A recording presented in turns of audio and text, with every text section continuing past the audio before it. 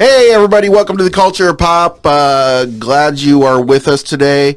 We had a few crucial little technical aspects that we had to take care of last week. Sorry the episode was late. But better late than never. Yeah, and it actually looks good, and it's going to be getting even better now that I have a new computer. So well, I don't want to sound like I'm sucking my own dick or sucking our dicks here, but I think it just keeps getting better with every episode. Yeah, it does, and I'm trying to do more and more and more and spend more time on it. So we're going to throw different stuff up there once in a while now, and it'll get better and better and better. Yeah, I mean, the production value just keeps going up. I like it. I mean, I'm pretty satisfied with it. I'm pretty amazed at the things that I'm able to do, but I mean, I'm not tooting my own horn, but I mean, I'm like, wow, this is, once you start getting into it, it's like really, you can get into it and get a feel for it. So, and I'm glad that you are, because I don't have the time in my life to do it, and I'm glad that you're taking care of that aspect of it.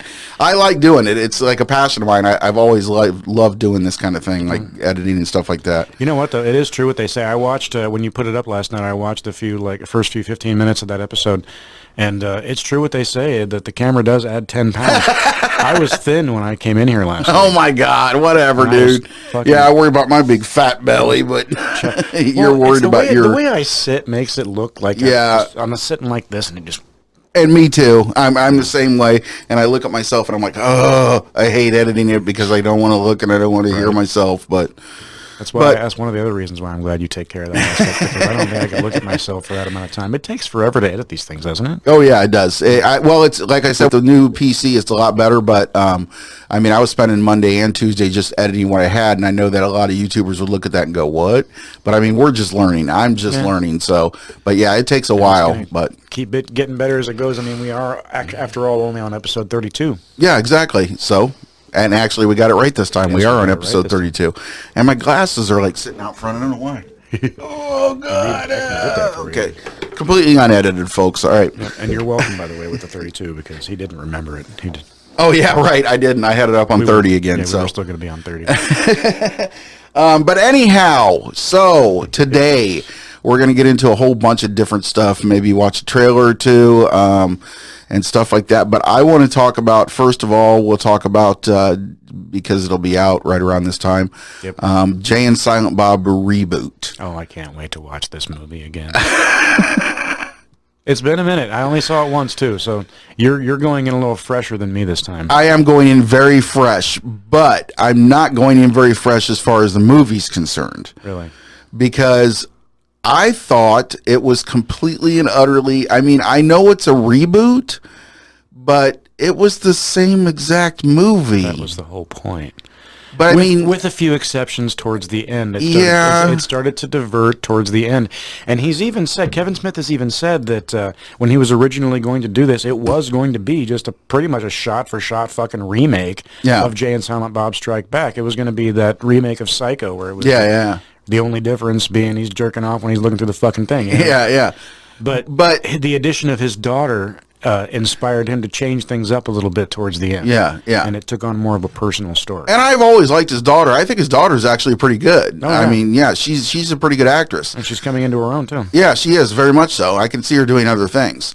And you can tell in this one that Jay is a better actor, way better actor. And of course, Kevin Smith is his usual self, which is good. That's always good. And he was actually his real usual self. Yeah, true. Yes, he was. A caricature of it, maybe, but he played himself. Yeah, he did. He did, and that was pretty cool. My only problem with it is it's just like this. I understand the reboot factor. I get that, and he wanted to make a shot-for-shot remake. But if you make a shot-for-shot remake, you can't really do that with a comedy because you're using the same jokes. But that was the joke. How many? But if that was the joke. Then you know what? He should have given it away for free. He should have done it free on the web, because if I would have paid for this in the movie theater, I mean, I'm paying for it on Vudu, but it's only because I need it for my whole collection of Kevin Smith. There you go. But I was really perplexed about the jokes. I don't know. I don't mind giving him my money on this. I thought it was. How many times do we have to see Jason Mewes doing the dick tuck thing? I mean, I mean, as soon as I saw that, which is at the very beginning, I was like, Oh God, here we go. And the jokes, I think, and this is why, this is one thing that I'm going to say is I can't believe the shit that you give me. Well, you don't really give it to me, but like Will Ferrell and the last episode we mentioned 21 Jump Street, and you're like, and I watched this movie and I'm thinking to myself, people are telling me that Rambo sucks, that this sucks, and people are saying this is good. I couldn't get it. I loved Rambo. That was awesome. I know, but I couldn't. I don't understand why it was the same. It was the exact same jokes. Like I said, that was the joke. And by the way, in this movie, the exact same jokes. He was saying this is what Hollywood's doing. They're making money by putting out the same fucking movie over and over, and you keep paying for it. But watch. Couldn't he have done it? You paid me for it. Couldn't he have done it in a different way that showed that point of, this is what Hollywood's doing, but with some other jokes? Like, my problem is that the jokes are filthy, which I don't have a problem with, but they're also like 2-year-old mentality. They really are. And I think it's what it is I was disappointed in Kevin Smith because I'm such a huge fan. We both are. And I know that he can do so much. And I mean, I would have rather had Moose Jaws than this. I wish he would have spent more time on Moose Jaws. I'm not going to disagree. He does have a Mallrats sequel coming out. I wonder how that's going to play. I hope it's not a reboot of it. I hope it's just an actual sequel. I think he got that joke out of his system, actually. I would hope so, because that's what it was a joke. And you're saying, could it have been done differently, or could he have done it differently? Because I think he did exactly what he wanted to do. Well, yeah, but I think that's the problem. Well, not every movie can be a fucking home run. No, I agree, and it wasn't like I said. I'll reiterate again. I was just disappointed. It wasn't like I'm mad at it or this is a huge piece of shit. It does have its moments. It was like I was disappointed because I was expecting a totally different movie, and it was almost the same exact scenes, just done with some different people. And by the way, Ben Affleck, man, oh God, he's looking rough in that movie. He really is. He looked like he put on 300 pounds after Batman or something, whatever. Well, when you don't have to fit into the spandex anymore, you hit the hose a little harder. And Val Kilmer shouldn't have even been in it. He was horrible. I thought that was hilarious, actually. I was funny, but I mean, God, he looks so unhealthy, and he hardly talks in it, and it's like, oh my God. Once again, kind of the point. I mean, and who's that Benoist chick? Is she the chick that's in Supergirl? Yeah. Okay, that's what I thought. Yep, that's what I thought. And yep. I'm not saying everybody was good, and there were certain points where I was like, "Oh wow, that's kind of cool." It just didn't. It was just not. I guess not for me. I guess I don't, and that's why I'm disappointed, because I was like really excited for it, really excited, and I was just kind of like, man, this is just the same thing. It's the exact same thing. I'll agree to a certain extent. I think it had way more heart than definitely. And I think that might have been one of the reasons why he wanted to do this again, why he actually pushed forward with this again, was because he knew he could add an element to it that was going to make it slightly different enough that people would probably digest it a little easier. Yeah. Considering you're not wrong, it is just basically fucking shot for shot. Yeah. But then again, so was The Force Awakens. Yeah. To an extent, it was basically a new fucking hope. And if you dig deeper into it, I've said it before, if you dig deeper into The Force Awakens, it was a remake of the entire original trilogy. Yeah. The Clerks thing I really liked. That was really funny. When he walked in and the Clerks were all in black and white, I thought that was kind of, so there was moments in it that were really cool. But like I said, it's just the jokes. The jokes were so, I just kind of thought to myself, I've seen Chasing Amy, I've seen Dogma, I've seen even Clerks, I know he can write good dialogue and he can write good jokes. Why did he just completely just go below the belt with this one? It's all just, maybe I'm just too grown up for it. I don't know. Or maybe he defaulted to an original version of his programming. That could be, if you get me, See, because I love to reset. He did that whole Canadian movie thing, and it was really hit and miss. I loved the hell out of him. Yeah. But I'm going to guess about 95% of the people who love Kevin Smith movies probably hated Tusk. Yeah. And whatever the fuck that. I'm sure. Yeah. And the Red State. Yeah. And Red State. And, yeah. I bet they hated those. It was too much of a departure, so he wanted to go back to familiar ground. And in order to do that, I think, in his mind anyway, and I could be completely fucking off here. If you're watching, you're probably not watching this, Kevin. But by the way, if you are, I want to sit down with you sometime. Just a fucking hour long. Oh, hell yeah. But I think in order to accomplish that, he thought maybe he should just go back to square one, go back to where he started and go from there. Yeah, yeah, yeah. Or rather, where he left off with the originals. I the agree. Original stuff. Yeah. Jay and Silent Bob, I will say, is the original is one of my favorite movies. I love and that I think going into this, I didn't think it was going to be like it was. And I thought, okay, this is going to be like a continuation, which it kind of is. Yeah. Some of my critiques, there's like two critiques I had, is the homosexual thing, the gay thing. Here's the thing. I know the whole story, the whole backstory. Kevin Smith has a gay brother. All right, I get that. I know that. And, he thinks the jokes are funny. I just don't understand how, because I guess they make it okay, like the Seinfeld episode with, not that there's anything wrong with that, the whole being gay thing. That it was kind of like that. It's like he's making fun of, which is why I don't understand why he didn't get enough flack. Like when he lands, they land and Jay's got his head in his crotch and everything, and he's like, dude, blah, blah, So at one point they're holding up. He holds up the gay theory of, it's okay, blah blah blah, so on and so on. But at the same time, he's also making fun of it because that's a making fun of joke of gay people. I'm sorry, but it is. I mean. And movies used to get made like that all the time back in the day. And that's I something know. I was going to actually talk about later when we go into the whole USA Up All Night thing. Yeah. Because some of those movies, I just have to say, who the fuck was this made for? Yeah. Because it's got the adult content and it's got the childish content, and there's no age group between there. Yeah, exactly. It's made for adolescent boys, and it's made for the fathers who send them to bed and keep watching it. You just said it right there. This movie is for adolescent boys. Yes. This was like a good boys movie, which is another movie that I thought was going to be great, and I didn't care for that much. I liked that it was funny. I enjoyed the hell out of that fucking movie. But, man, when it hits that lowbrow humor, I mean, I'm like, come on, man, reach it up. Maybe and I do like lowbrow humor. Maybe I just never grew past it. Maybe. You know what? I like stupid, silly shit, too. I like fart jokes. I like poop jokes. I like, all that kind of sick, stupid stuff. I love it. But I guess I was just expecting so much more out of this. An evolution instead of a regression. Yeah, exactly. Yeah. And the other thing I was going to say was what was the other thing besides the homosexual humor, which I find is very on the line. It's like I said, I don't know how better to explain it, but it's like because they basically say, oh, it's okay, but they still make the jokes that are not okay in today's society, supposedly. So I don't know how he gets away with that, except for, I guess, because he says, oh, we're not gay. And then Silent Bob will just look over and go, or some shit like that. And it's like, oh, no, so he's saying it's okay, but at the same time, he's making fun of the homosexual aspect. Well, I understand where you're coming from. I really do. I understand where you're coming from. But like I said, there's actually a specific movie that had me thinking these similar thoughts about it last night that I was watching. I don't want to dig into it just yet because we're going to talk about that a little bit later. Okay.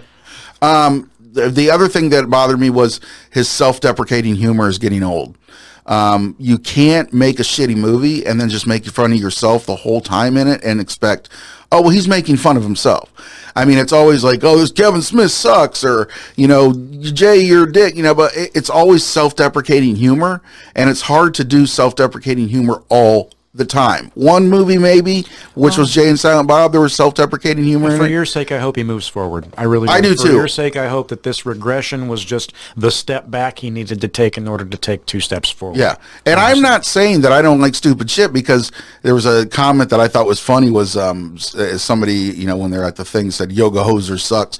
And I was like, wait a minute, that was a stupid movie, but I actually did like that one. I loved Yoga Hosers. And he hasn't been a movie I didn't love, honestly. I watched Zack and Miri Make a Porno last night. That movie's just fucking phenomenal. And it's one of his least favorites that he's done, too. You know why, I think? Because it's probably the most well put together movie. It looks like an actual Hollywood movie. Yes, it does. It really does. And the reason it's one of his least favorites, he said this in an interview once, is he wasn't at that point in his life. He wasn't writing what he knew at that point. Yeah. Because he had gone past that. That was his past. He was at a different place in his life, but he just figured that was where he needed to go with what he was doing. Yeah. In order to be successful with the movie, and he felt it didn't come across honestly. Yeah, and I can agree with that. I know where he's standing at, But even Clerks, if you look at Clerks, and well, Chasing Amy was more of a. I consider Chasing Amy to be kind of it's comical, but it's more of a drama. I consider. Yes. Oh yes, very much so. Comedy drama, I guess you'd call it. But I mean, you talk about those movies and how well he did, and how well he did with the scripts, because that's what he was known for, was his dialogue, and how well he did with that. And then it's just like, how many movies has he made now? God, I don't even know. Good question. That is a good question. I can't even think. We started with Clerks, then we went on to Mallrats, Chasing Amy, Dogma. After that was... wasn't that Jay and Silent Bob? Or? That was Jay and Silent Bob. Strike Back was after that, yes, and then he closed the book on the View universe, apparently. Red State. That was Red State, then... Well, I'm sorry, Zack and Mary Make a Point. Yeah, then Red State. So that's 8 so far, and then Tusk, Yoga Hosers, and then this one. That's fucking 11 movies. So he's got 11 movies out, and yeah, I just kind of hope that he's going to do something incredible this next time. I think that every movie he's done that has Jay and Silent Bob involved is a completely separate fucking universe. Honestly. Yeah, it is. You're right. You're right. The Jay and Silent Bob and Mallrats are not the same Jay and Silent Bob. No, not at all. Nor are either version of Jay and Silent Bob from those movies the same ones that were in Chasing Amy or Dogma. Which is why I say that was one of the things I really did notice, especially in the scenes with his daughter and Jay. You could really tell Jay has, I mean, he's he already cleaned himself up, but you can tell he's really working on it. I mean, he's acting. I mean, he's actually doing real acting now. Now, if we could just get around the denture teeth, I never noticed that shit. My wife notices that kind of stuff too, but I never noticed it. I'm wearing dentures right now, and you can't tell. No, you can't tell. No.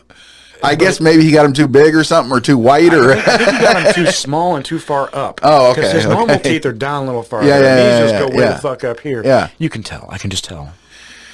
Having looked at myself in the mirror without these in, I can tell. Yeah. I know what you're saying. I know exactly what you're saying. Yeah, I mean, my dad's got all kinds of stuff in it, but you couldn't tell with him either. Right. So I guess maybe when you're rich and you're in Hollywood, you go for like, I don't know, something. Cheap shit? Because I mean, yeah. Did he go to the cheap dentist? Because I went to a cheap dentist and they did okay. Yeah, exactly.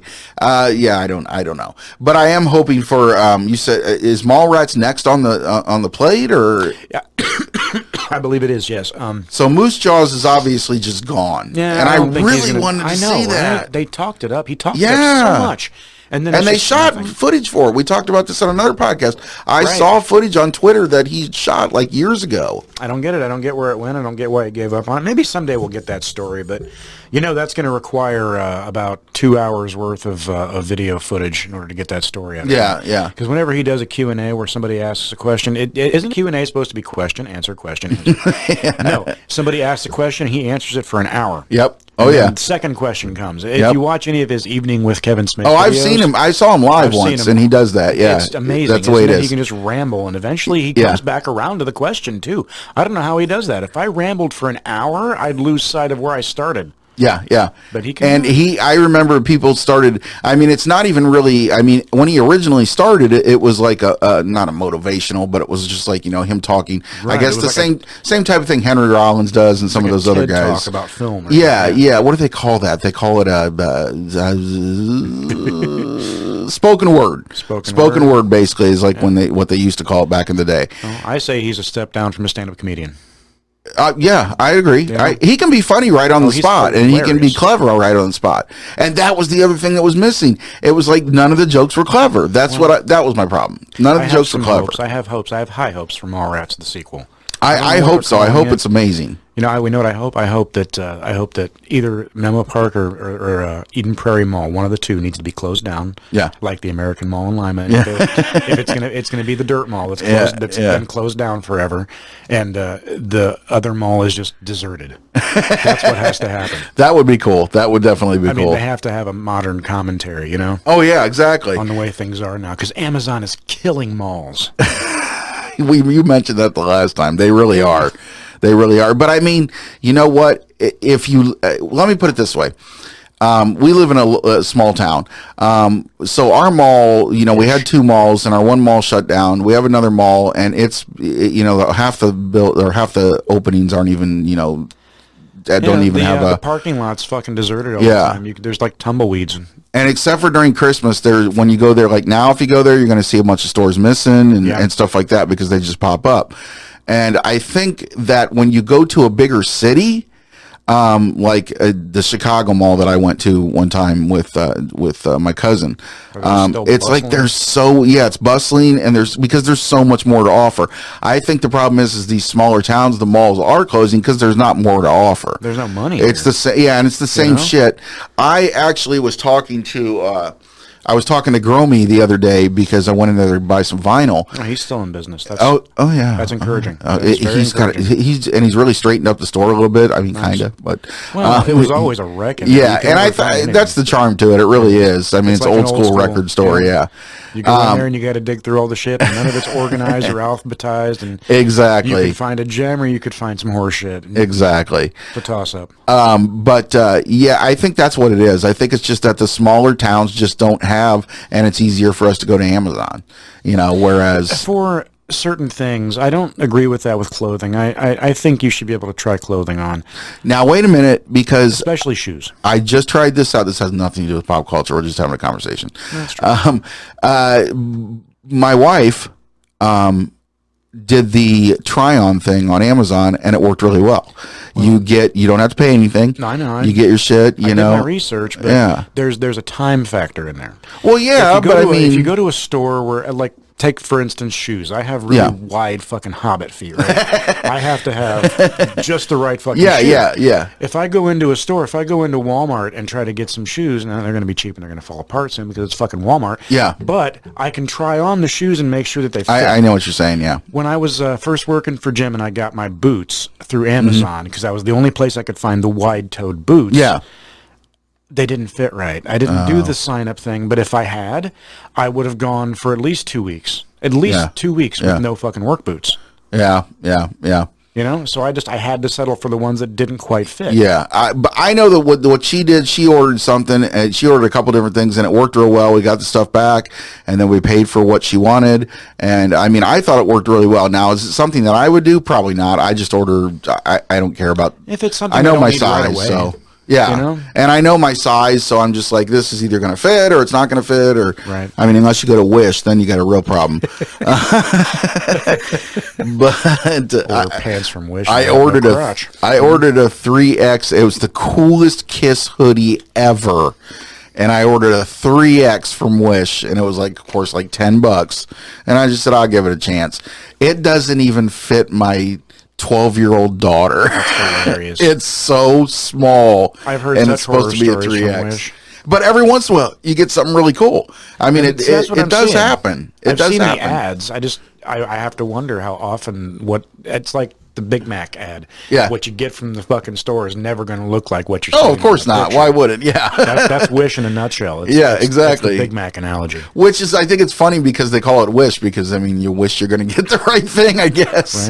Right. Which, by the way, side story here. About 3 years ago, I went to Burger King, and it was the one right over here on Elida Road. Mm-hmm. I actually went online and complimented these guys because it was the first time ever I've gotten Whoppers that looked like the ad. Really? Yeah, it was like 11 o'clock at night, just two kids working in there. 2 kids. Yeah. And they cared enough to make it look like the fucking ad. That's awesome. That's awesome. That was amazing. That's never happened again. It rarely happens. It rarely happens. But we still eat it. I mean, it still tastes good. It just doesn't look as great as what it's supposed to look like, I guess. Last time I went there was like last month, and it just didn't.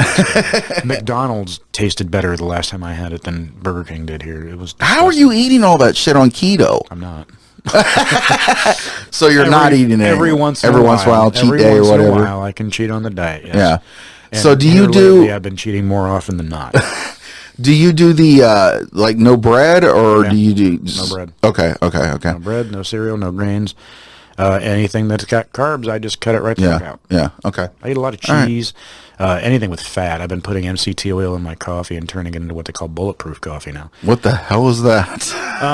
The way I do my coffee, I use heavy whipping cream and packets of monk fruit, which I keep forgetting to bring. You keep telling me about that. Remind me before the next time, and I'll bring you a packet of that monk fruit or two to try in your coffee sometime. You get about a third of the cup with the heavy whipping cream. Yeah. Put the monk fruit in there and stir that up. Mix that up with one of those electric frother things. Yeah. Until it's thick. Okay. Then you pour like a tablespoon of MCT oil in there. And mix it again until it's all mixed up really well. Yeah. Then pour your coffee in and mix it again, and it makes you feel like Superman for like Does it really? 6 hours. Yes, it does. Wow. And it coats the inside of your stomach, so it makes you less hungry. Really? Yes. Now that's something that I'd like to look into. And it greases your bowels so that when you eat all that fucking cheese in the keto diet, it just comes out with no problem. That's the monk fruit that does that, or that's the MCT oil. What's MCT oil? That medium chain triglycerides is what it stands for. We can put links up to stuff on here. But it's a high fat item. Oh, okay. That fills in for so it substitutes the fat. Yes, Okay. yes. It's a good way. See if you're eating a lot of protein, because protein's not good on keto either. It's okay. The ideal for keto is about 70% fat, 20% protein, and the rest in carbs. Wow. So it doesn't really matter how much you're eating, as long as those ratios are right. You're doing the keto diet just fine. Okay. Well, see, I just saw a woman who's a vegetarian, and this is something that I'm interested in, who's a vegetarian, and she went to, she's been a vegetarian almost her whole life, and she went to the carnivore diet, and said she felt so much better. Like she felt better, and she was like, and I think that it's the omission of the carbs and the sugars. I think I could do the carnivore diet because I love meat. I love it. I've considered it myself. I'm just once you start doing the keto diet, it becomes a lifestyle. Yeah. Oh yeah. I actually feel really fucking guilty for skipping or for cheating on this diet so often. The holidays happen, and I start eating, and I haven't stopped yet. So.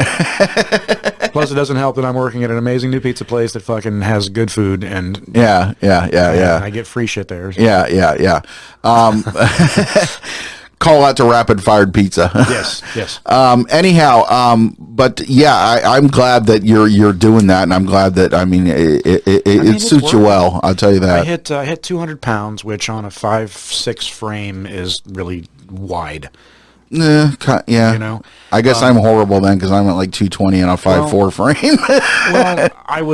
Well, not really. I'm not trying to like make you feel bad here. I'm just saying I hit 200 pounds and I didn't like it. Yeah, no, I know. The keto diet dropped 40 pounds in the first 2 months. First 3 months. Wow. Yeah, 40 pounds. And I just watched it melt away. Jeez. I have this app. I would plug everything I had. It's called Carb Manager, and it's available on any fucking phone you got, iOS or otherwise. Yeah. You plug everything that you eat into that, and it even has a function on there where you can scan barcodes and shit too, and just and figure out what your portions are, and it keeps track of what you eat. I would plan my shit every day so that it would hit those ratios, and like I said, as long as you're hitting the ratios, you'll just watch the fucking pounds melt off. Yeah. I've got a graph on my phone that shows where I started, and it just goes down. Jeez. After a while, though, it does bottom out and just keep doing this on the graph, but for a while, it was just going straight fucking down. I had no idea that was even possible. Oh, wow. But the best part is I felt good. Well, yeah, that's the whole point. Yeah, exactly. I felt amazing. You felt better, I feel better now than I did in my teens. You feel more alive, I know what you're saying. That's because in your teens, you eat nothing but shit and do nothing but, smoke or whatever else your vice is, and you just overdo it because you're a teen. Yeah. Yep. And I've gained quite a bit back from that original 40 that I lost, though. I'm up to 180 today. Oh boy. Ooh. Whatever. Okay, so enough about dieting. We're running a dieting channel now, though. But kind of happened. One of the other things we want to talk about, because I guess we're done with the Kevin Smith now. I wasn't impressed, but it comes out. Well, by the time you guys see this, it'll be out. So I definitely will watch it again. Just to see. I actually want my wife to see it because she kind of likes the slapstick humor a little bit more than I do. So, and she's familiar with Kevin Smith, so I want to see what she thinks of it. But yeah, just don't. I'm going to watch it again. Don't have her sit and watch the first one before this one. I made that mistake with Austin Powers when it was originally coming out. When The Spy Who Shagged Me was hitting theaters. Yeah, I went and saw it the day that it was released. But before I went to the theater, I actually sat and watched the first Austin Powers on VHS, like right before I left for the theater. Yeah. So I could have a back-to-back marathon going on. When I got out of The Spy Who Shagged Me, I said, they just made the same movie, didn't they? It's like they said, hey, remember that movie we made a couple years ago? Let's make it again. Yeah, they did make the same movie. Now, wait. They made the same movie, kind of, but in its defense, it was different jokes. I mean, really? Yeah, it kind of was, dude. I mean, how many times can you see? I mean, and then, or what's the line? What's the line? I mean, oh God, I can't even think of. And now the music plays or whatever that they do, and then they do their wow wow wow and fucking in Jay and Silent Bob. I'm like, we already did this. Well, we just fucking did this.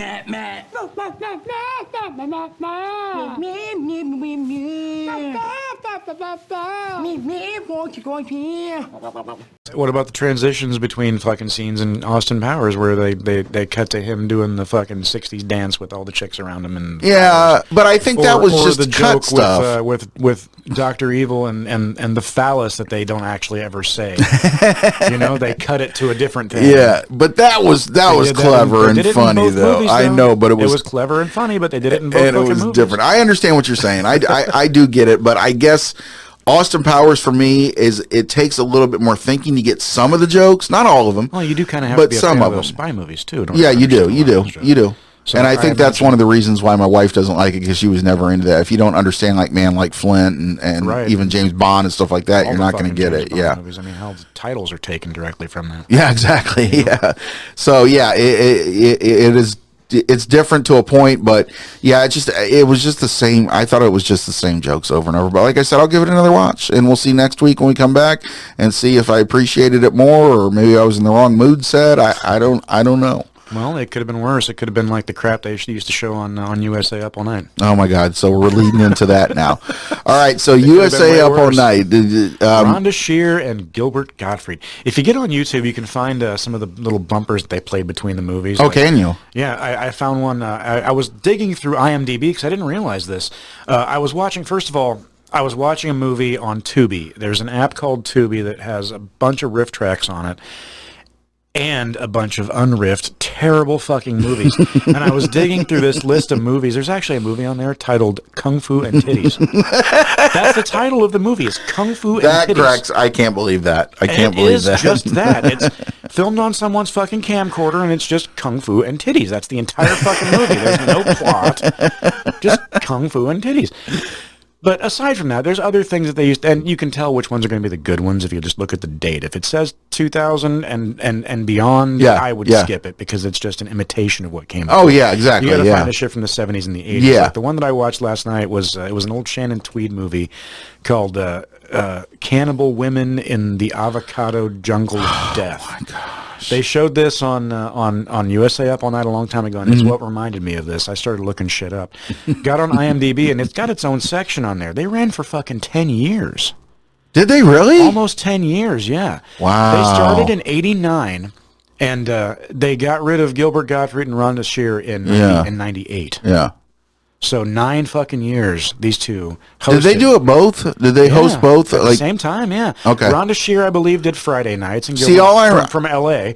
And Gilbert Gottfried, he even had his own separate opening for the show too. Oh, okay. Did it from New York City on Saturday nights. See, I don't remember all the Gilbert Godfreys that well, but I do definitely remember Rhonda Shear, and I think I probably know why that was. But I mean, at the time when you're a teen boy watching that stuff, it's like, okay, Rhonda Shear, bring it on. And the movies they were showing too. Like exactly. Sorority Babes and the Slime Ball Bowl-O-Rama. Mm-hmm. Yep. Linnea Quigley, she was huge. Yes, she was. She was giant. I wonder whatever happened to her. She's still around. She's still around. I got her on Twitter actually. She still interacts with the fans. It's amazing. I mean, you need to get it on. We need to, You need to try and get her on. I'll message her. That would be awesome. Her, but we don't interact the same way that I've actually interacted with other people. Yeah. Yes. Yeah. But we definitely need to. So what? I'm trying to think of some of the movies that I remember seeing. I just remember. Oh God, I remember. Reformed Schoolgirls was one that they just played that. Oh yes, was that the one? Was Linda Blair in that one? I don't even remember. That was the other person. That was the other person that I was so madly in love with and I had a crush on. And I think she was in that. Sybil Danning. Do you remember Sybil Danning? Who now? Sybil Danning, is that her name? I don't. Sybil. Oh God, dude, you would know her. You're gonna have to look her up because I don't remember the name. Go to. But yeah, while I was watching this last night, I'm thinking to myself, and this is what I was touching on earlier. Lost my train of thought. That's all right. We're all live. We're all unedited. That's the way we do it here. You know? I'm going to look up. Go ahead. It was one of those situations where I was trying to figure out who this was made for. Because on the one hand, you've got titties all over the place.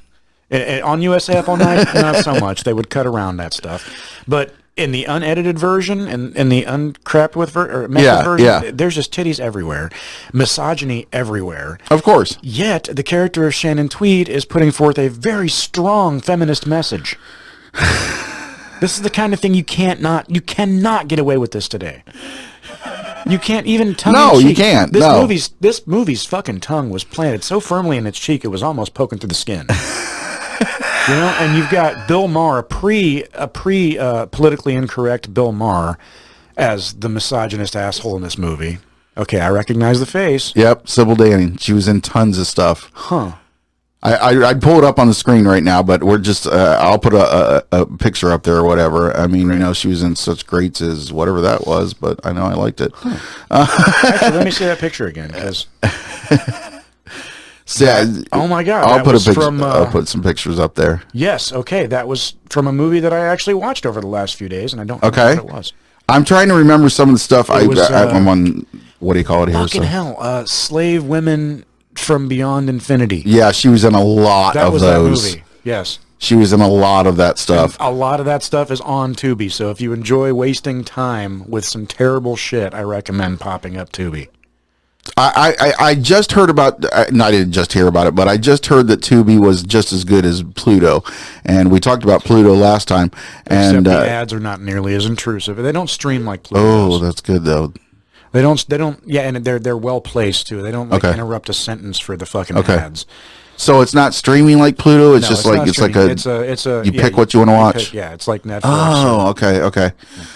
She was in. Pluto actually has a section like that too. So. Sybil Danning was in Grindhouse. She was in the Rob Zombie trailer for Werewolf Woman of the SS. Maybe that's where you saw her. That could be. She's a nurse in Halloween. This is just some of her recent credits in the Halloween that Rob Zombie did. So Rob Zombie uses a lot of those old actresses. That's why he got Sid Haig, because I mean, look at his. Yeah, exactly. Thing's full. I'm trying to just look at some other stuff that she was in that, I mean, I would have, Naughty Nymphs. Is what I talked about on there? Is that one on there? I'm looking, I got run, these are 75 though. Slave Women from Beyond Infinity or something like that. Get in the Cage. I mean, I'm still in the 70s. This lady's got a huge, she was on the show Vegas. I don't know if anybody remembers that. She was on Simon & Simon. She was in V on one episode. Oh, wow. I used to love that show. She was in I was freaked out by that as a kid. Oh God, yeah. I loved V. It was so awesome. And there's people nowadays that would tell you it's a documentary. It could very well be. Yeah. She's an Amazon Woman from the Moon. Nice. Well, see, now we're into 89. I'm trying to think of Reform School Girls. She's in that. The Howling 2. She's in the Malibu Express. I remember Malibu Express, and I think that's a lot of those too. There was one. What was it? Bikini Beach Shop or something like that. I don't know. It was one of those. They would pair two terrible movies with each other on USA Up All Night, and just. But they did go a little mainstream later on too. I was watching one yesterday that was from.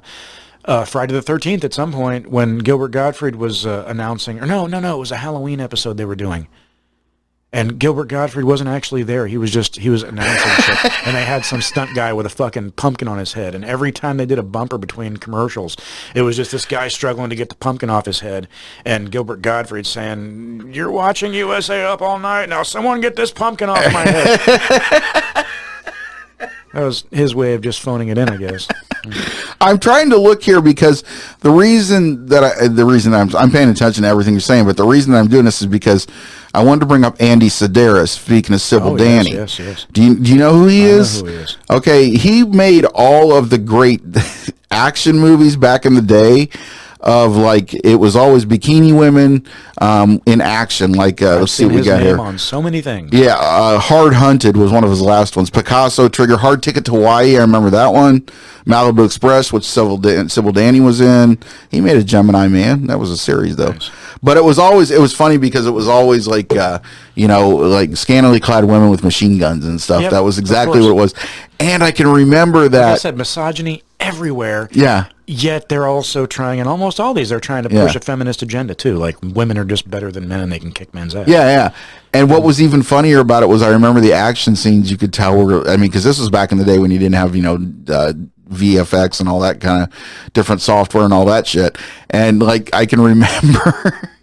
I can remember that some of the like they'd have a helicopter go by, and you could tell that it was like a remote control helicopter that they had filmed and shit and like that. Put some sound effects up exactly, there exactly. Perspective. Yeah. That was I thought I turned it off, but that was that's loud. It is. But I just it's your kids, Marty. Something's got to be done about your kids. I definitely want to see. I think I'm going to have to go back now and look and see if I can find Malibu Express and some of that stuff just to see. It might fucking be on there. Actually, it might be on Tubi. I'm going to check. I'm definitely going to check. There's just a whole. It was hilarious. I was watching some of those bumpers last night on YouTube, and like again, if you go to YouTube, you can find all these bumpers for USA up on. One of them was just the bumpers plus commercials because they can't show the movie on YouTube. Yeah. And it was bumper plus commercials from that time period. It was like 91, I think. Okay. Was when this one was from, and it was just. Watching all of these commercials from back then was just amazing. And it was on. That's on from the original. Yeah. I wonder if we can pop that up here. Let's see. I remember all the exciting stuff that they did, and I see. Like I said, I just don't remember a ton of Gilbert Godfrey, and I don't remember. I do remember Rhonda Shear most definitely. I would love it since this has its own IMDb thing. I would love it if they released actual copies of the movies with these bumpers. Yeah. Oh, yeah. That would be awesome. That would be cool. So you say these are on YouTube? Otherwise, can we play one? Yeah. All right. Let's look here and see. Lost forever. Hang on. Go ahead and put it in there and see what we can come up with here. But yeah, I don't know how many people remember USA Up All Night. It was. Oh God! That's the one I was watching when she was introducing, and you can tell she doesn't know what she's fucking talking about when you're watching that too, because she introduces the movies that she's showing. The first one is Friday the 13th Part 5, and the second one is Part 7. All right, hit the thing here. We'll see. What am I hitting? Yeah. What is it? 1 or 3? 3. Oh, yeah. So go ahead and hit 3, and we'll see a little bit of this here and see what we can. Oh, there she is. Friday the 13th with 2 great Friday the 13th films. Oh my goodness. I wrote them down. Friday the 13th 5, A New Beginning. Whoops. What's with the fucking turd on the bed there? That was before poop emojis even. Right? My, it's sort of breezy in here tonight, isn't it? Well, I can't understand any reason why I would have watched this. Yeah, right. At all. Oh, so they got the intro and everything? Her intro on this one. There's another video with Gilbert Godfrey that shows his intro. And like I said, they're completely different intros. She had Friday nights, he had Saturday nights. Wow. And there was somebody before her in that first season of USA Up All Night that did this instead, and I don't remember who it was. We're going to go past this because I don't want to get in trouble for music. The New Blood. Who knows? 4 stars. Jason. See, that's where you can tell that she doesn't know what she's talking about. Yeah. Let's get right into it with Friday the 13th 5, The New Beginning on USA Up. There it goes. Yep. Up all night. That was my favorite. Oh my goodness. Oh, okay. Well, all right. Yep. So that was pretty cool. It's been ages since I've seen that. Did you hit it back already? I hit all, yes. Okay, we are awesome now. Okay, so we'll get out of that for now. I do want to look at this later, but we'll... There's some hilarious shit in here, and the one with Gilbert Gottfried, if you just hit the back button on that, is... Oh, sorry, I didn't know you... Okay. Yeah, it's just... I got to go back here. Back button, and we'll see. Yeah. Because, I mean... I don't... Yeah, I think it was... the audio is not great on it, but if you scroll back up... it's this one up here. It's the one... Sorry, guys, we're new right at this. There. This one here was Cindy Crawford. When he was showing the Nightmare on All right, go ahead and hit the... Alt 3. Sorry, guys, we're just new to this here. Let's pull this up and see. There's just going to be a bunch of commercials for right now, honestly. Oh, God. All right. Let's get past this shit. Or was that it? Did I miss it? Or is it still commercials? We're trying, guys. USA up all night. Oh, wait. Go back just a little bit. Just a little bit, really? Yeah. Okay. Because that's That's the pumpkin guy. Yeah, that was supposedly Gilbert Gottfried. Oh, and yes. Wow. Before the meme existed, this was a thing. Seriously, you'll know what I'm saying in just a second. Home Stallone. I've never heard of that before. Home Stallone. That's hilarious. All the damn time. Oh my God! What? Really?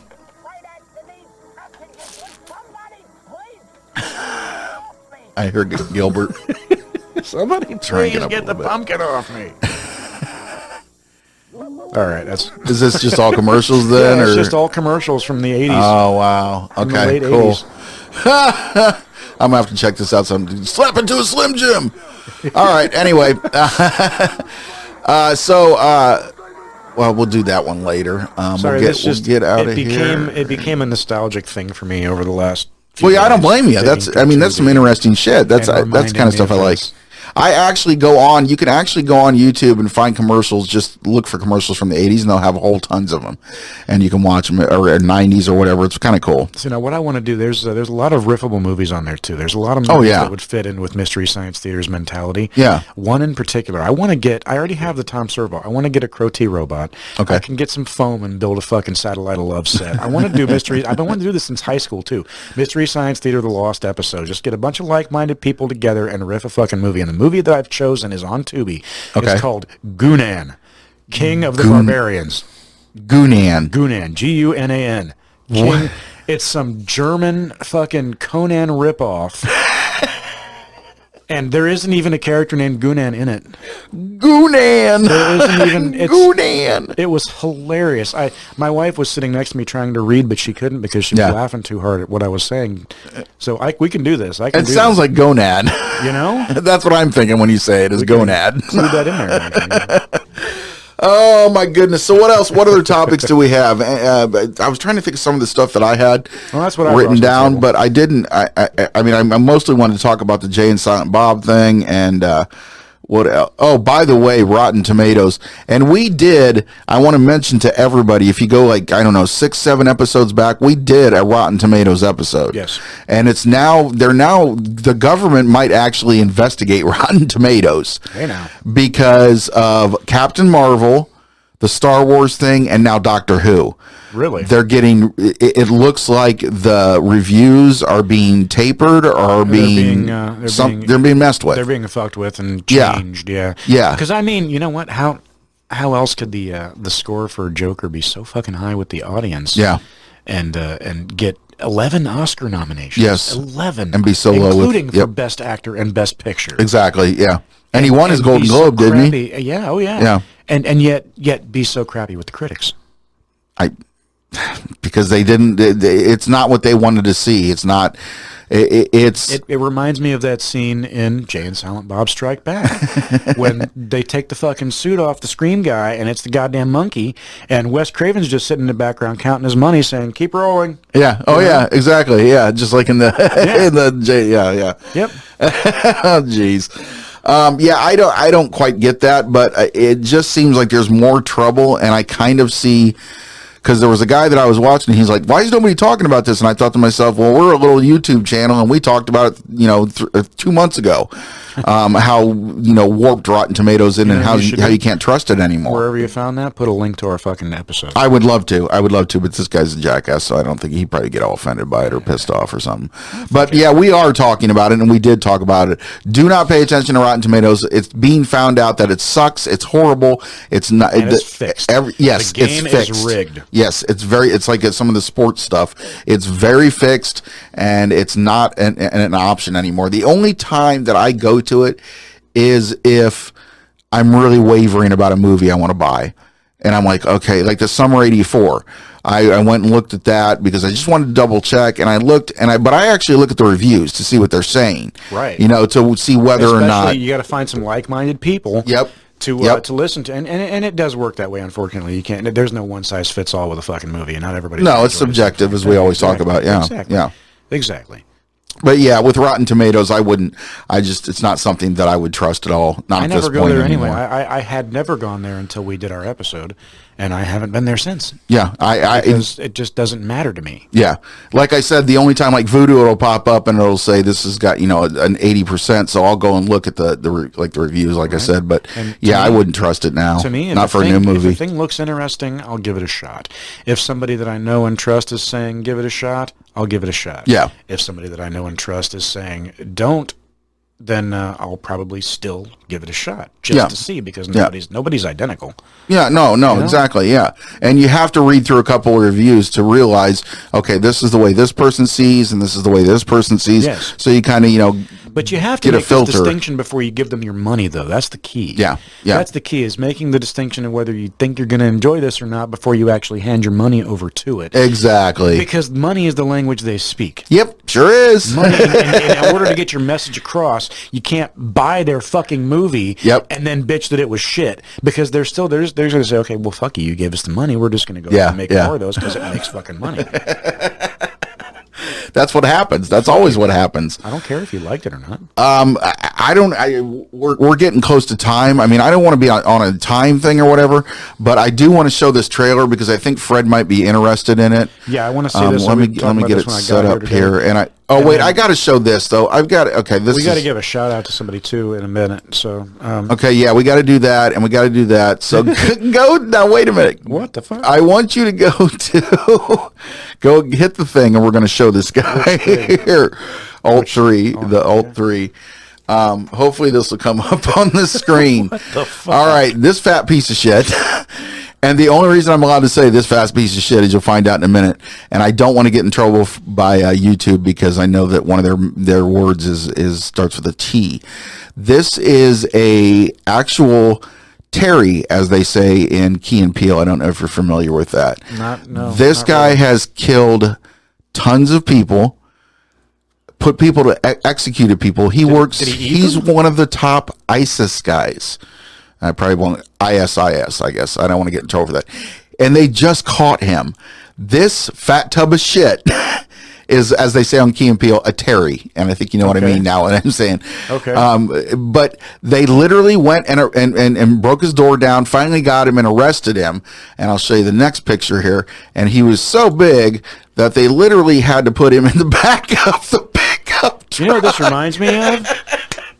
This reminds me of that extra special episode of Jerry Springer where they had to knock the side of the guy's house out. Yep. Just to get him out. But this guy is an actual villain. I mean, he's a fucking... And they call him Jabba the Hutt. They really do. That's his nickname. That's his nickname in the organization. Was there a cackling monkey at his feet? Because I don't know, but God, it's so embarrassingly, it's big. Or he's big. I'm going to get rid of that, but we'll bring this up. You can keep it there. We'll bring this up because I do want to see what Fred thinks of this trailer. It's Daniel Radcliffe, and I think it looks pretty good. It seems to be a different. Samara Weaving is playing. Yes. I think. Bill's daughter in Bill and Ted Face the Music. Yes, you're right. Yep, she is, and she is Hugo Weaving's daughter, of course, from Matrix. Nice. Yep. But we'll check this trailer out and pause it a couple times so we don't get in trouble by YouTube. It's kind of cool that the daughter of Bill S. Preston Esquire is the daughter of the person that tormented Ted. Yeah, exactly. Exactly.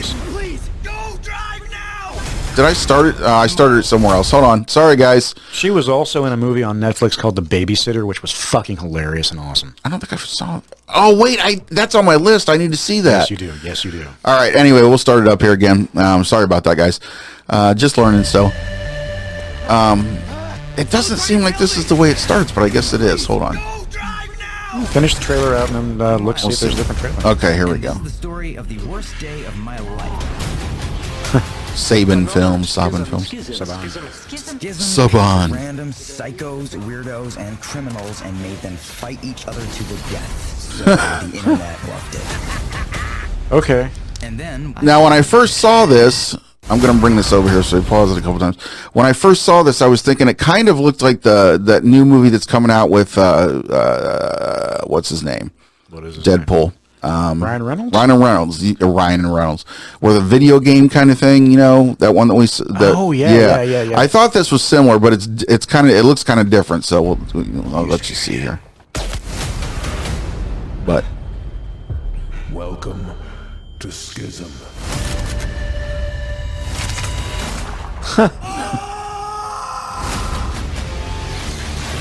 They bolted these things to my hands. Right? Some psycho is trying to kill me. She looks badass in this. Yes, she does. Hey, I need help. Oh, it's one thing to say you can't face violence, but when it faces you, you better be ready. And this guy's hilarious. He's in a lot of British stuff. You better be ready. You better be ready.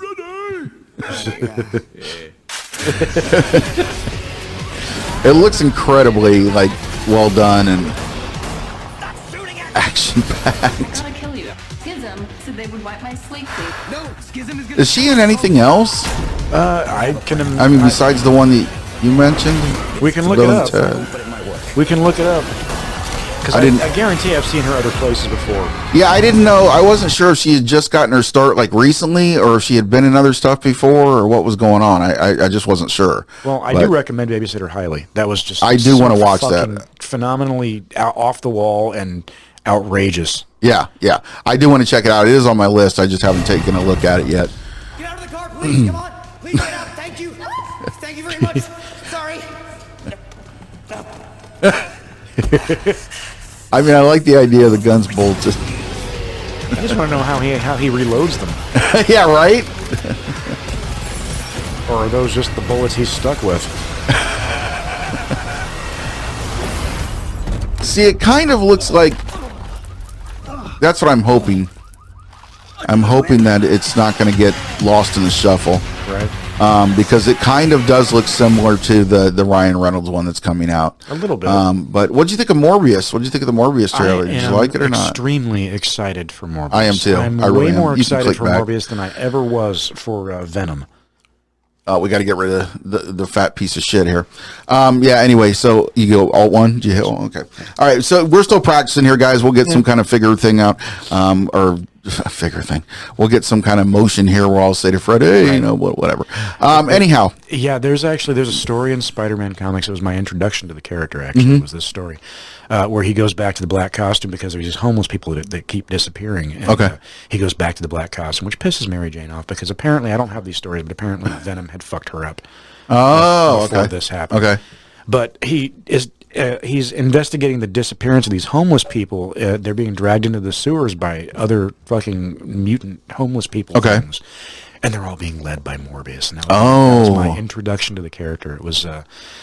It was when Todd McFarlane was doing it, and I was glad they put him back in the black costume. Yeah. Because Todd McFarlane's fucking Spider-Man costume has way too many fucking webs all over it. Yeah. It does. I don't know how that man draws the way that he does. But and did you notice at the end of the trailer Michael Keaton was in it? I saw that. So that's going to be pretty cool. They're tying it all in together. Yeah. And of course, this means if they bring Venom into it too at some point, this means that everybody in this Sonyverse is going to tie into the Marvel Cinematic Universe. I'm hoping they're going to do the Sinister Six. That'd be awesome. I mean, they were trying that with the Amazing Spider-Man movies. Yeah. They tried to set it up. The problem with that is Amazing Spider-Man 2 was more of it was more setup than it was movie. Yeah. Oh, yeah. It was like a 2.5 hour long trailer for a bunch of movies they never made. Yeah. You know? What'd you think of Venom? I don't think I ever got your ass. I really liked it. But I like Tom Hardy a lot. I think he's one of my favorite actors right now. It fell flat for me. You didn't like it, really? I didn't not like it. It just wasn't enough. Flat. It deviated too much from the origins of the character and disconnected it too much from Spider-Man. But it was definitely better than fucking What's-His-Face, correct? Oh, God, from Spider-Man 3. Yeah, you don't get Eric Foreman as your fucking... Yeah, Eric Foreman. That doesn't work. Yeah, that wasn't... It wasn't a good choice. That's one of those things where they made a bad choice and everybody bitched about it, and it did end up being bad. So most of the time it ends up being like really cool and people don't expect it, but... I mean, yeah, what that are you one going to didn't do? end well. Paul Rubens for Carnage next? Hey, Paul Rubens was in Batman 2. That might actually work. now that I think about it. I would suggest Paul Rubens I really wish Paul Rubens would do, and I think it would really reinstate his career, because I love Pee-wee, but I really wish he would do like a dead serious role, like some kind of just maybe even as like a co-star, like a serial killer. So I think he would be so good. They were going to do, you know, that Pee-wee's Holiday or whatever the fuck it's called? Yeah. They were going to do 2 movies at around that time, 2 Pee-wee movies. Yeah, I remember. Yep, I remember talking about that one because it was just like the old kid movies. Yeah. And they were going to do another Pee-wee movie that was supposed to be more serious. That's what I heard too. Yep, I remember talking about that. They never did the serious one. I don't know why they didn't do anything. You know what I'd rather see, though? I'd rather see him reprise his role as the Spleen in a Mystery Men remake.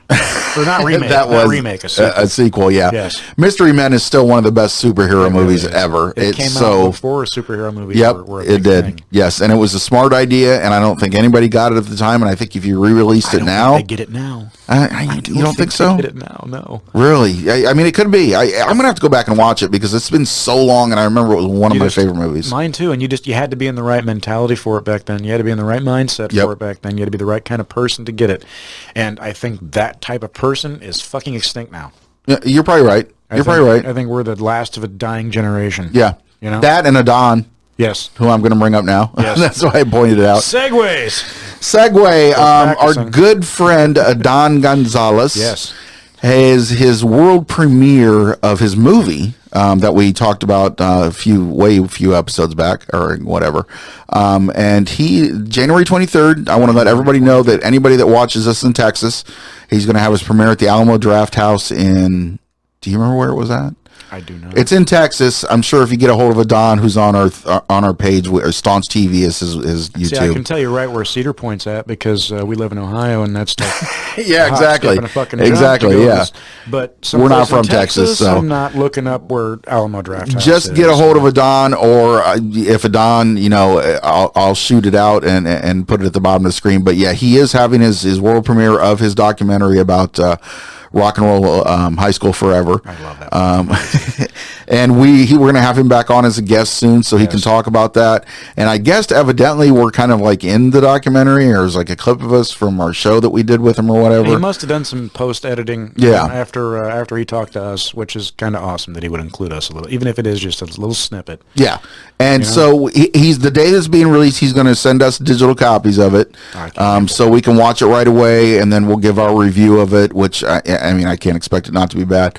And we'll talk to him about it too. So, if you're in the state of Texas and you want to go to probably a really cool documentary, once in a lifetime event, it's at the Alamo Draft House. You have to find out which one. If you haven't seen the movie, just look at our episode about it, and if you have an interest, you'll know. Yeah, it's one of those. It's a Mystery Men. Yeah, and he really does his homework. I mean, I know he does a lot of research on this stuff, and he gets a lot of people that, I would love to know how he gets them on, on his documentaries and stuff. But we'll talk about him. We'll talk to him about that when we see him or hear from him. Inside scoop on how to get a hold of some of these people and get them for interviews. Yeah, exactly. Because that's what we want to do. We basically want to do more interviews because that is what gets the attention. Not necessarily we want to get the attention, but I want to get it out there, and we like to talk about this stuff. So. And you know what? I'm willing to say we should give him an associate credit if his advice and information pays off. On I'd love for him to make some of the stuff and put it on our channel. Like we had the decision of making a production company of some sort and doing it. Yeah, a banner to put all this under. Yeah. Because I know there's some stuff Fred wants to do. There's some stuff that I want to do, and now that I've figured out all the editing, I think I can do at least get up to the point of most of these other YouTube channels. That are so great and so big. But the simple fact that we've lasted past what usually is the death episode for a podcast. I think it was like 7, wasn't it? 7, yeah. We've gone way past that. Yeah. And we're not even, I'm sorry if anybody wants to comment, if you're still listening to the podcast on like actual podcast places. We've kind of put all of our energy into YouTube now because I've realized that the views are actually coming from YouTube. The podcasting is a lot tougher to get into and get people listening than YouTube. It's because there's so many. it's just a sea of them. I have a theory about that. I think it's the equipment. I think it's the equipment necessary because you only need a certain amount of equipment to do a podcast. Yeah, podcast, yep. All you need is audio equipment. When you're doing a video, you need, like, we have 3 camera setup now. Yeah. We have 2 lights here that weren't. Yeah. You know, and the reason that I originally did that, this was the original, we'll end on this. This is the original aspect of what I wanted to do. I wanted it always to be a YouTube type podcast thing. Right. I mean, I bought all the equipment for it. I mean, I wouldn't have bought this nice fancy board and everything if I didn't want great sound on the video. Right. I could have just bought, like you said, you can do it on your phone actually. You can do a podcast on your phone now. People film movies on their goddamn phones now. Yeah. So there's so many podcasts out there. We just kind of wanted to get streamlined into something a little better. Plus, I mean, you can still listen to it without watching it. I mean, it's still a podcast. You can still listen to it without watching it. It's just a lot easier for me when I'm at work and I want to listen back to a podcast. Yeah, exactly. It's a lot easier to just pull up YouTube and play it. Yeah, exactly. Yeah. Just leave the iPad open and sitting out someplace. And you can Bluetooth headphones and yeah, exactly. And that's why I think that's why we've gotten to this point. This was originally the place that I wanted to be when we started, and we had so many problems, but I have learned so much. I never thought I would learn about shutter speed and all that kind of shit. It was. You had to start at the beginning of the path. And we're not done. Every yellow brick road starts with the laying of one brick. Yeah, exactly. And we're not even close to being done. Trust me, we're not. I mean, it's going to get better and better. I hope to edit the shit out of this episode and make some interesting, some format for you. And we're going to keep the core of you and I as far as that goes, but I'd like to grow the family a little bit too, you know? Yeah, I want to start getting some guests in here. I know Fred's wife's game for it. I've got a friend, JB, who wants to do it. I've got a couple other friends that want to do it. Taj that we talked about. I don't know if you remember him. He wanted to do it. So yeah, we're definitely going to get some guests in here, but I just kind of wanted to get everything, me and you going, and me and you at the right, speed, which I think we're there, plus the video. I think we're ready. I mean, so the chemistry's there, the equipment's there, and we're, with the exception of an episode or two, usually on schedule. Yeah, yeah. I mean, the only problem was I doubt. I mean, with the computer I have now, I'm hopefully doubting, and I won't say that because YouTube gives me problems. That was the problem I had. I put a thing up on our Facebook, and I said the premiere is going to be at 8. Well, of course, YouTube decided to take its own time uploading the episode. Yes, of course so it wasn't on at 8, and I'm sorry about that. Some dickbag sitting behind a fucking control panel somewhere saying, "Watch this, I'm gonna fuck with it." Yeah, exactly. Turn the speed down. But yeah, like I said, we really, really appreciate you guys watching. I mean, it astounds me to put an episode up and then see 18 views on it 2 hours later. I know that doesn't sound like much in the YouTube world, but to us, it's awesome. That's 18 really people that weren't listening to me before. Exactly, exactly. And hopefully we're making friends out there. I tell people to comment all the time. Just comment. Just even if you say just what's up, just so that we know, hey, we are out here and we're watching whatever. So. Yep. But anyway, we will see you next week, and don't forget about January 23rd. If you're in Texas at the Alamo Draft House, I don't know which one, you can get a hold of Don on our website through his Staunch TV. That's linked on there. And Tubi for your terrible movie fix. Yes. Absolutely terrible fucking movies. I actually recommend. What was it? Phoenix the Warrior. It is terrible. I have you recommend it, Phoenix the Warrior, because it's terrible. That comes from Mystery Science Theater. It does. They pounded into my brain that there is value in shitty movies. There is value in shitty movies. There really is. I mean, I don't know. Anyhow, we will be back next week, and don't know what the subject's going to be yet, but I'm sure it'll be something good. You don't eat Skittles because they're healthy. Well, that's true too, but I have no problem with bad movies. I've watched some horrible movies in my time that I loved. I mean, one of the worst movies ever that everybody complains about is Sgt. Pepper's Lonely Hearts Club Band with the Bee Gees, and I love it. I'm sorry, but I love it. I've never watched it, but that's on there. I might. Most people hate it because it's, Bee Gees and other people doing the Beatles and shit. But, I mean, there's Alice Cooper's in it also, and he's really good in it. Nice. Steve Martin's in it. He's funny in it. George Burns, if you're a George Burns fan from back in the day, he's really good in it. But I love how he played God. I love the Oh God movies. God just sucked down cigars. I love the Oh God movies. They're classics. God just spent 3 movies sucking cigars. On big black dicks. Oh, gee. Did we really have to go there? Well, yeah. Oh, my goodness. All right. I'm happy to know that what Fred thinks about when he sees a cigar. Well, I got that from George Carlin, so you can. Okay. All right. So I guess that's it, and we will see you guys next week. Don't forget about Adon, January 23rd at the Alamo Draft House in Texas, and we hope you guys have a wonderful week. Have fun.